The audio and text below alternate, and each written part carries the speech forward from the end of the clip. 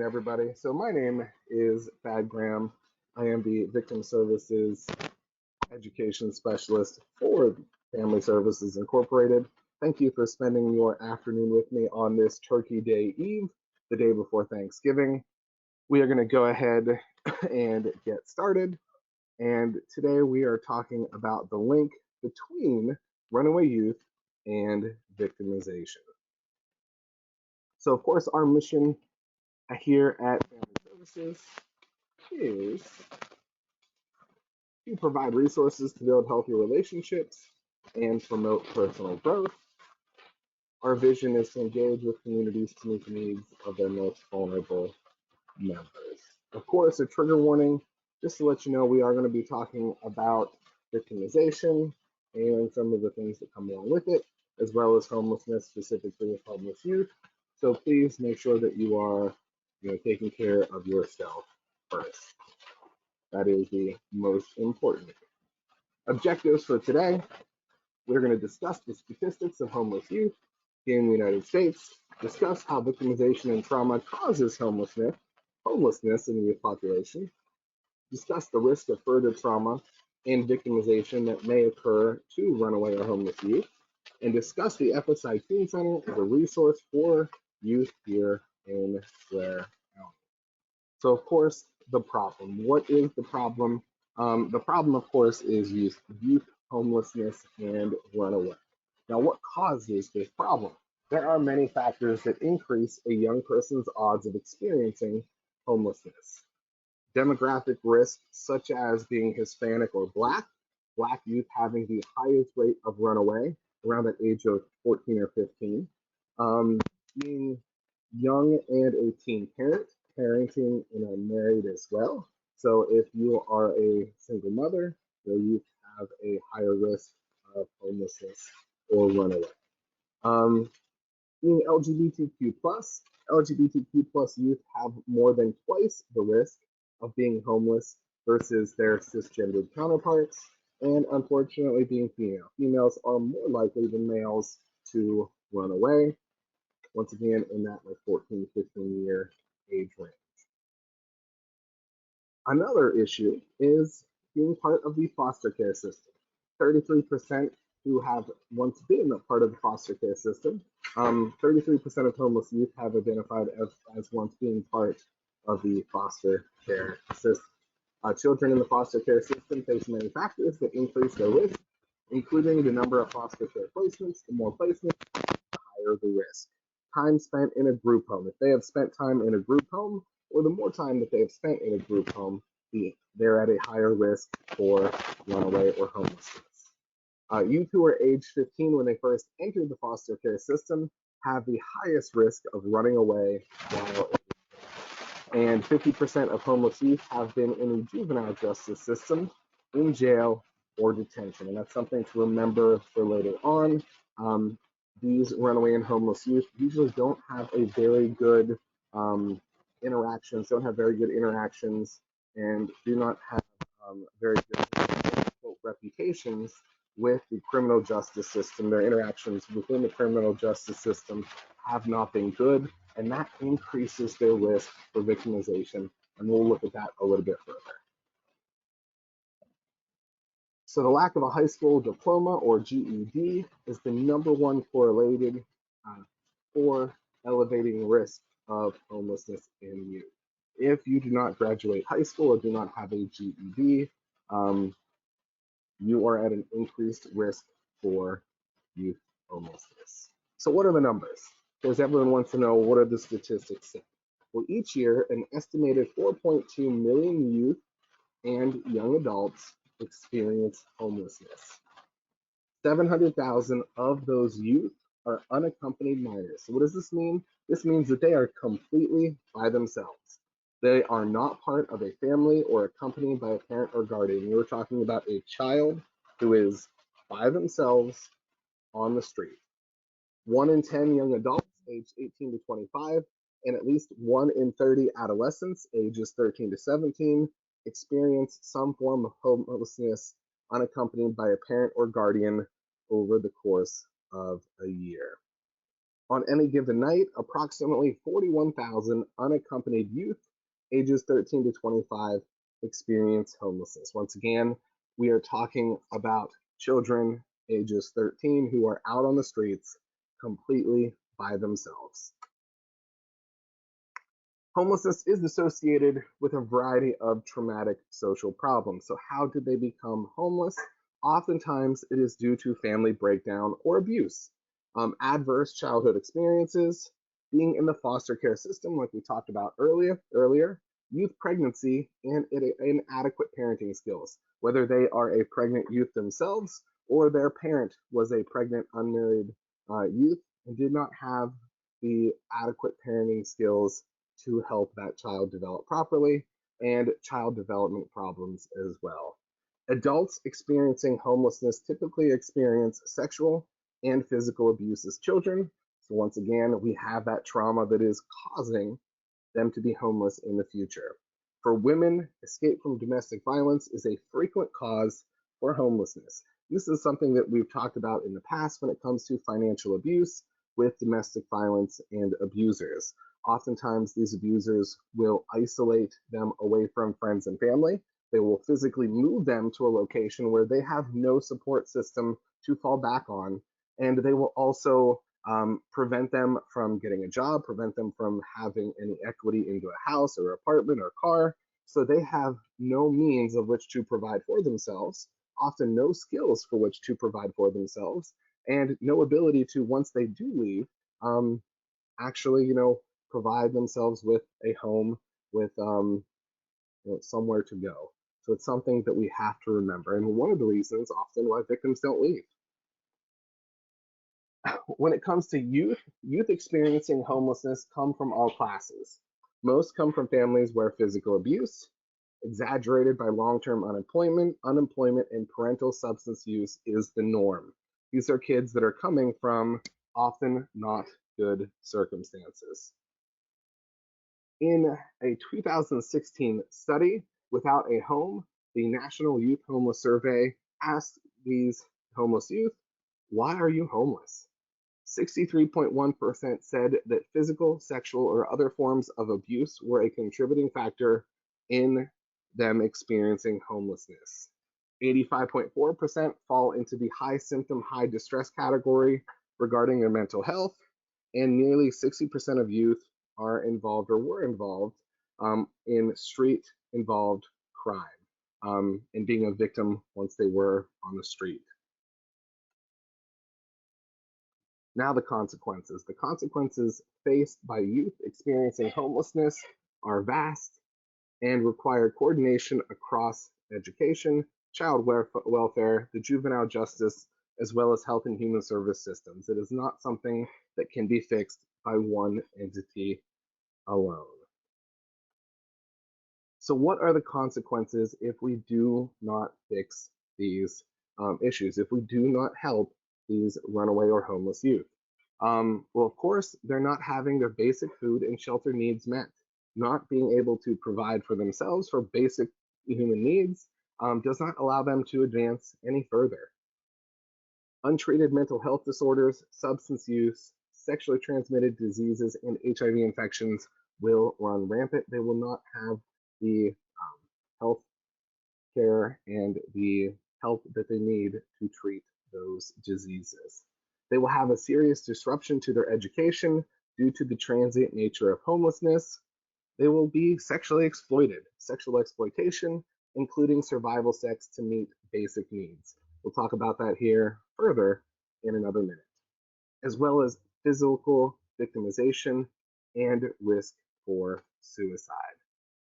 When it comes to youth and suicide, when it comes to homelessness and runaway youth and suicide, the American Academy of Pediatrics finds that youth experiencing homelessness are twice as likely to attempt suicide as their peers who are not homeless. So suicide is a major risk factor for youth who are homeless, especially ones that have already experienced prior victimization, that prior abuse, prior sexual assault, and then have continued to be victimized once they are on the street. So what is the link Homelessness and runaway youth, so homeless and runaway youth are at an increased risk for victimization. Once that child is on the street, and we've already said that a majority of these are going to be unoccupied youth, youth that have no one else looking for them, they are more vulnerable to crimes that include assault, robbery, theft, vandalism, and sexual assault. They are more likely to be a victim, and most likely they are already a victim, which is what led them onto the street. Homeless youth are at an even greater risk of engaging in high risk behaviors or putting themselves into unsafe or risky situations. They learn to adapt and survive, and often will commit their own offenses, such as petty crimes, like carrying a weapon or seeking their own retribution against criminals, because remember, their relationship with law enforcement are typically strained. These are people that have most likely already been in the system, that have had engagements with law enforcement, and they haven't had the best interactions, or the system has failed them altogether. They were in the youth, they were in foster care, they were in juvenile probation, they were in a family where they were being abused or sexually assaulted, or where their parents were, using drugs and not taking care of them and neglecting them. So they already do not have um, the trust of authority, and now we are victimizing them further, which then puts them into having to adapt, survive, and often take their own safety into their own hands, which further strains their relationship with law enforcement. One of the other things, like I said, we talked about, and that was survival sex. And I said we would look at it a little bit further because once youth are homeless and once they are on the streets, they are at an increased risk for sexual assault, or uh, human trafficking, and to engage in survival sex. So, survival sex is engaging in sexual intercourse to secure basic human needs. Remember, their basic needs are not being met: food, shelter, clothing, etc. So, how are they going to get those necessities? Oftentimes, it comes down to survival sex. This survival sex is, of course, sexual assault, and can easily transition into sexual exploitation and human trafficking. For example, a teen begins sleeping with older men in exchange for a place to stay. Over time, the man starts forcing the girl to have sex with his friends for cash. It is now moved from sexual exploitation and into further trafficking, and that teen then being trafficked. In others, young girls find themselves in self-preservation minded sexual relationships with providers or sugar daddies, but are abruptly kidnapped or exploited by other predators in these same social circles.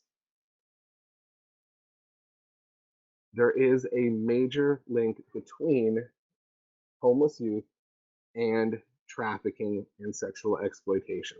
Traffickers are able to exploit potential victims' fears of sleeping on the street by offering them a safe place to sleep, safe shelter, to recruit them into the trafficking life. They're often homeless due to prior abuse or victimizations, and 80% of runaway or female runaways were victims of abuse before leaving the home.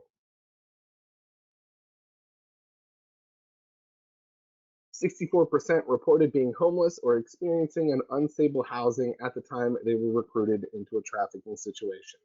Remember, once these children are on the street and unoccupied, they are at an increased risk for being approached by someone looking to sexually exploit them.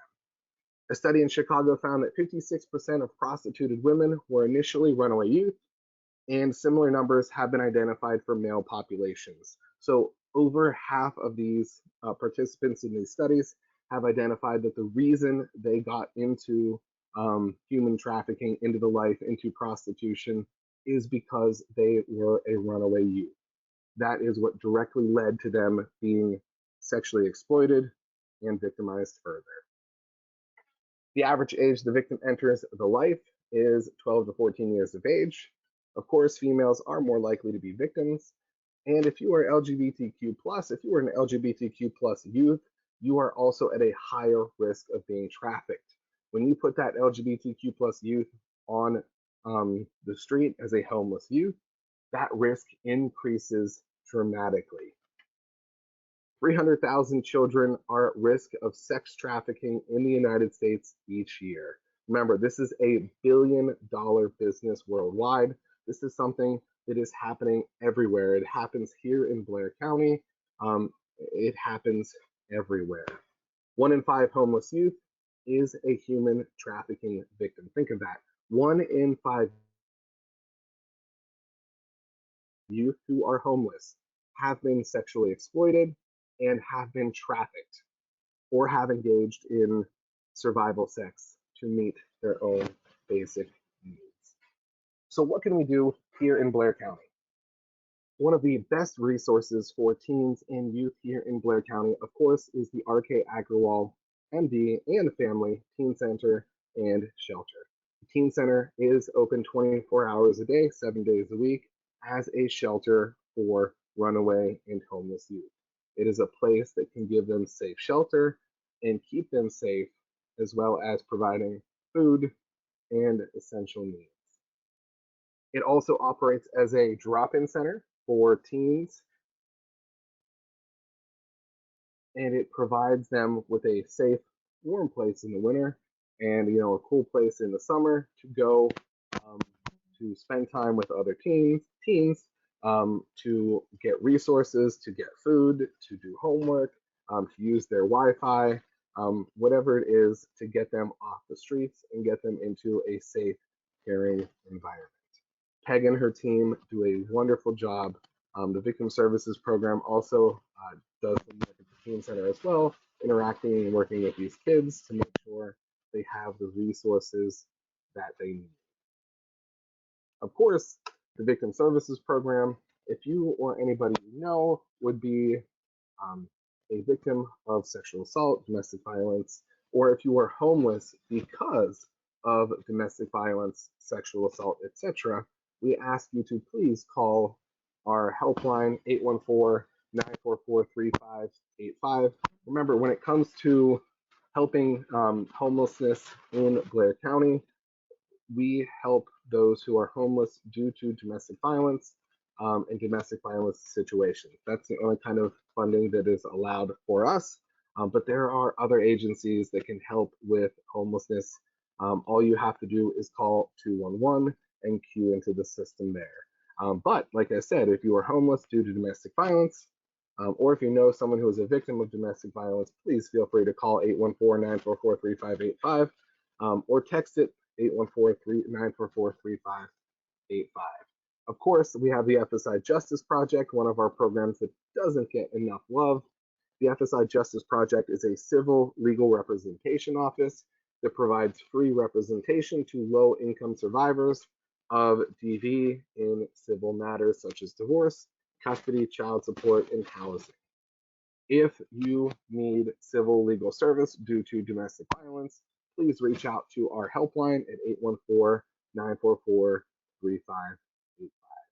Of course, you can find us on social media, and any of our webinars or other wonderful videos can be found on our YouTube as well as our go-to stage.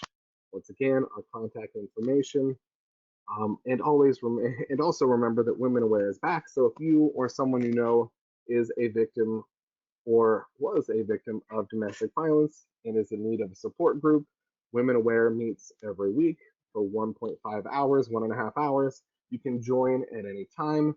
For more information on Women Aware, please call 814-944-3585. I, of course, will hang out for any questions. Resources are available. And of course, for any more education or training needs, you can reach out to me at any time. Thank you all for listening. I hope you have a wonderful holiday, and I will see you all on the next webinar Wednesday.